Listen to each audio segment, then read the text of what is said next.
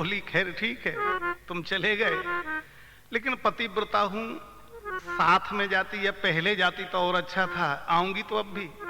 बोली किया तुम मेरे सर पर होते, मैं होती चरण तुम्हारे पर, मैं होती चरण तुम्हारे पर।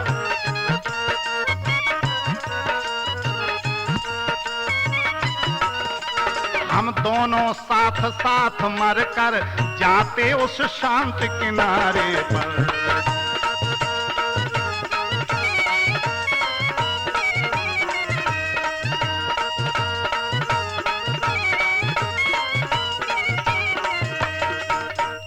बोली ठीक है, तुम चले गए, अब मैं आ रही हूं पीछे से, और कहा कि मैं आपके साथ आऊंगी, इसलिए तुम्हारी आत्मा में अपनी आत्मा पहुंचाऊंगी।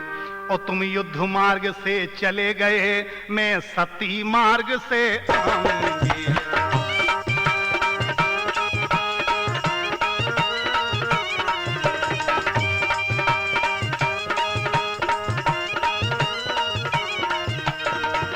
बोली बिल्कुल चिंता नहीं है मुझे, कौन कहता कि मैं विधवा हुई, बिल्कुल नहीं हुई, अभी तो हाथ है लिख रहा है, वो आत्मा अभी आपकी पहुंची नहीं जहां पहुंचना चाहिए। इसलिए सिंदूर भरूंगी केसों में, अब वही धधकती हुई चिता, अब वही धधकती हुई चिता।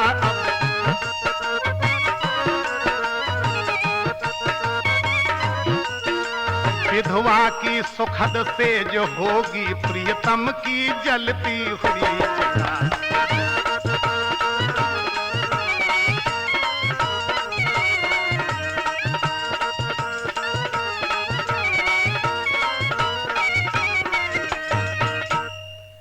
तुरंत वहां मंदोदरी आ गई। जब वो रो रही थी तो बोली बेटवा बेटी क्यों रोती हो, रोने का सवाल ही नहीं है, तो विधवा थोड़ी है, और अभी तो वो लड़का था लड़ाई में मारा गया, उसको तो मुक्ति मिली, वो शहीद हुआ है, और शहीद की पत्नियां विधवा नहीं होती हैं। बोली माँ इन बचनों से और भी भड़की मन की ज्वाल, लाज शर्म सब छोड़कर बोल उठी तत्काल। मंदोदरी से बोली कि श्री महाराज यह बेटी तो, रावण खड़ा था बगल में, रावण से बोली कि पिताजी मैं और कुछ नहीं चाहती आपसे। श्री महाराज ये बेटी तो केवल आशीष चाहती है, केवल आशीष चाहती है।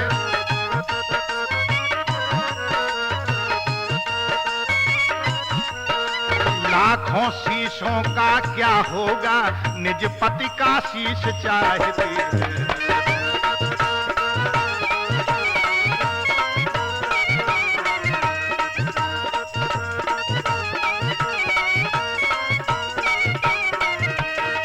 रावण ने कहा कि तुम क्यों चिंता कर रही हो, उसने एक शीश लिया है, मैं लाखों के शीश उतार के लाऊंगा। तो बोली मुझे लाखों के शीश नहीं चाहिए, मुझे अपने पति का शीश, एक ही शीश चाहिए है।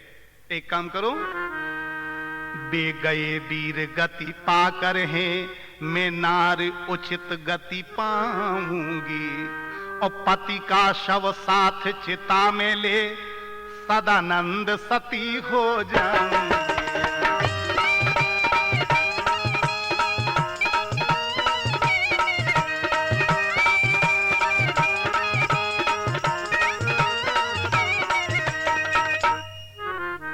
बहुत अच्छी बात की। तब मंदोदरी ने कहा बेटी यह बतलाओ, इस बूढ़ी की किस तरह पार लगेगी नाव। बोली बेटा फिर मैं तो रह जाऊंगी अकेली, मेरे लिए कौन है। मंदोदरी ने कहा, बोली कि मरने से मेघनाद ही से जर्जरित हो रही छाती है, जर्जरित हो रही छाती है।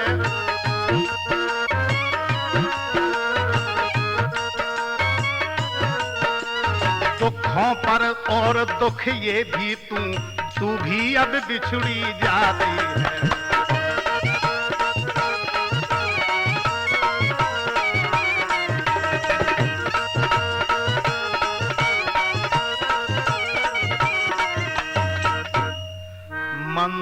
सुंदर के हृदय पर कष्ट अथाह बिलोक, बधू प्रमीला ने कहा माता करो न शोक।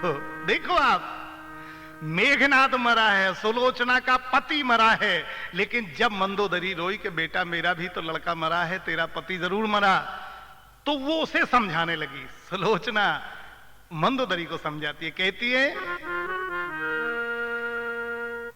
कि ईश्वरिया देश जाति के हित, रण में जो प्राण गमाता है, रण में जो प्राण गमाता है,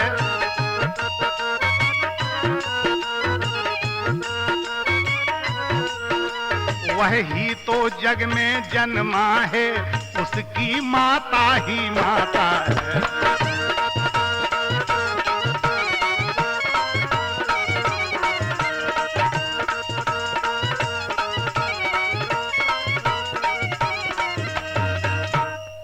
वाह, बहुत अच्छा कहा। तुम सी भी संसार में नारी न होगी धन्य, देख तुम्हारे चरित को कहना पड़ता धन्य। मन के विरुद्ध पति पाकर भी, मंदोदरी को समझाती है कि देखो तुम्हारे जैसी नारी भी इस दुनिया में मिलना दूसरी बहुत मुश्किल है। क्यों?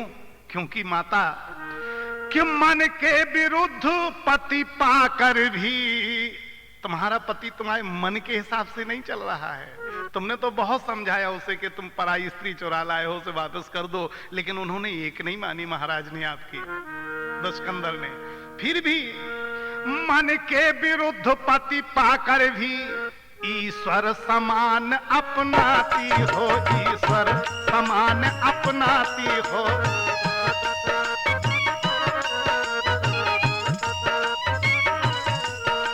उसके दुख में दुख पाती हो, उसके सुख में सुख पाती हो।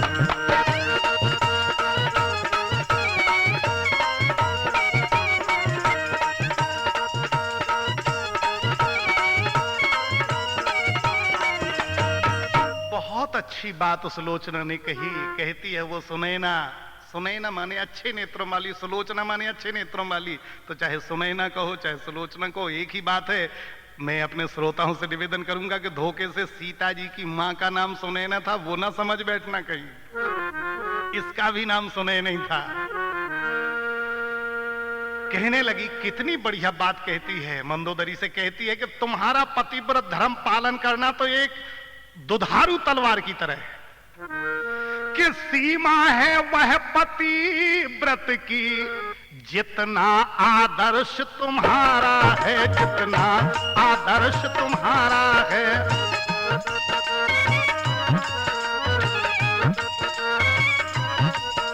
सचमुच तुम जिस पथ पर हो मां, वह पथ खाड़े की धारा है।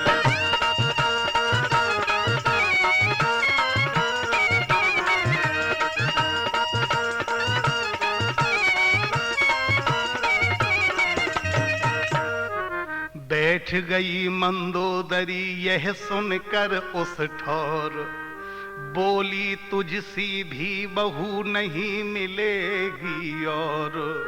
तो बोली बेटा तू बहू है, तेरे जैसी बहू भी नहीं मिलेगी।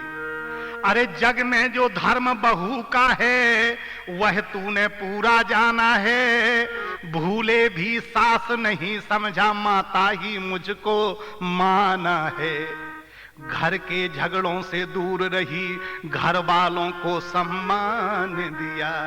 अरे गहने कपड़ों का मोह छोड़, ग्रहचर्या पर ही ध्यान दिया।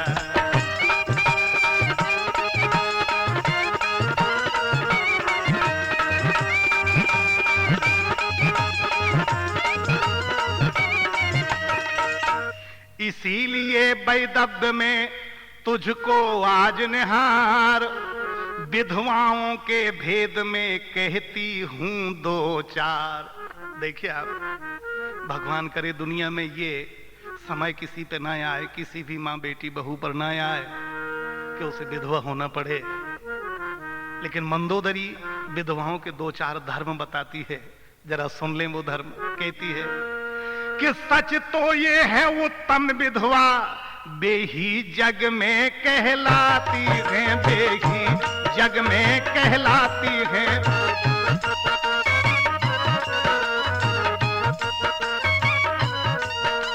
जो पति के साथ सती होकर पतिपुर को सीधी जाती है।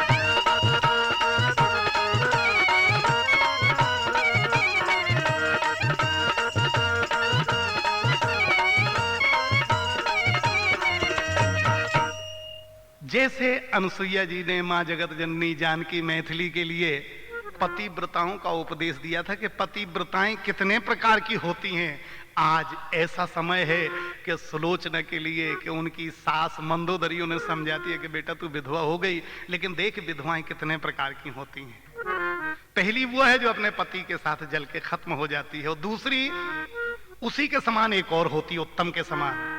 वे भी हैं उत्तम के समान जो रहती हैं तपस्विन बनकर, और जगपति की पूजा करती हैं अपने पति की बिरहीन बनकर। भगवान की पूजा करती हैं। और फिर बोली कि अथवा निज बहनों का सुधार रखती है नित्य अपने चित्त में, सच्ची सन्यासन बन बन कर लगती हैं देश जाति हित में। और नारायण चंद्रायण व्रत कर दिन प्रतिदिन देह सुखाती हैं, दिन प्रतिदिन देह सुखाती हैं।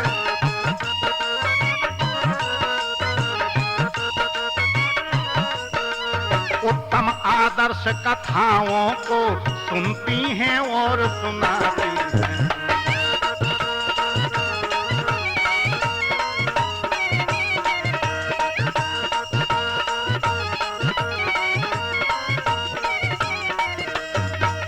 अब मध्यम गति की विधवाओं के लिए, वे मध्यम हैं जिनका जग में भोगों से चित्त न भरता है, घर में मन मारे रहती हैं पर मन न किसी क्षण मरता है।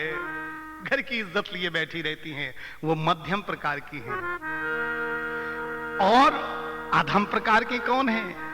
चौथी विधवाएं नहीं दुनिया को दरकार, उनका रहना भूमि पर है अति भारी भार। देखें आप, वे विधवाएं हैं कभी नहीं ऊंचे कुल की कुलटाएं हैं, ऊंचे कुल की कुलटाएं हैं।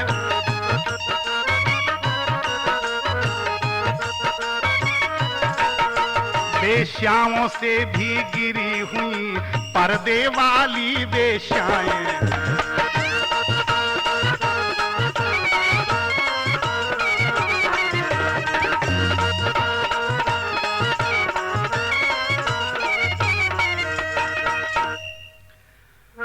तो आंसू बरसाने लगे, आंसू बरसाने लगे जब मंदोदरी के नैन, रामा मंदोदरी के नैन।